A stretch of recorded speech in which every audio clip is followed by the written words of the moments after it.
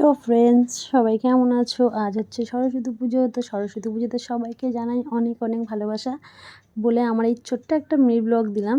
তো দেখো, এই যে আমার মেয়ের স্কুলের ফ্রেন্ডরা সবাই চলে এসেছে স্কুলের শাড়ি পরে।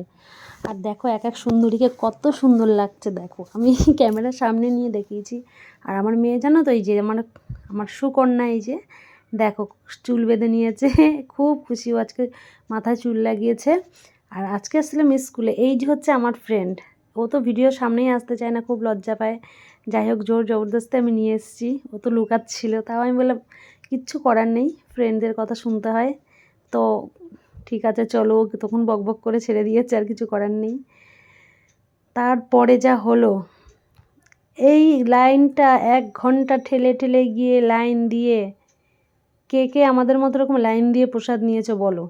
অনেকটা দূর। এবার আমাকে দেখা যাবে না ভিডিওতে, সেটা তো হয় না। ওই জন্য আবার নিজে একটু ক্যামেরাটা ব্যাক করে দেখিয়ে দিলাম, দেখো আমি কেমন সেজেছি। তার বান্ধবীও দেখছো এখন ভিডিও করতে রাজি হয়ে গেছে, তা ও দাঁড়িয়ে পড়েছে চুপ করে। আর আমার ক্লিপটা জানো তো পিছনে ছিল, আমি খেয়ালই করিনি, ভিডিও করার সময় দেখলাম আমার পিছনে।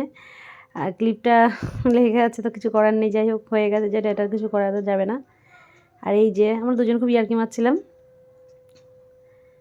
আর খুব মজাও হয়েছে, কোনো দিন যাওয়া হয় না। আর এই যে খাওয়া দাওয়া হয়ে গেছে, হওয়ার পরে যে বেরিয়েছি, দেখো আমি জিজ্ঞাসা করছি কেমন খেলে, ওরা বলছে খুব ভালো খেলাম।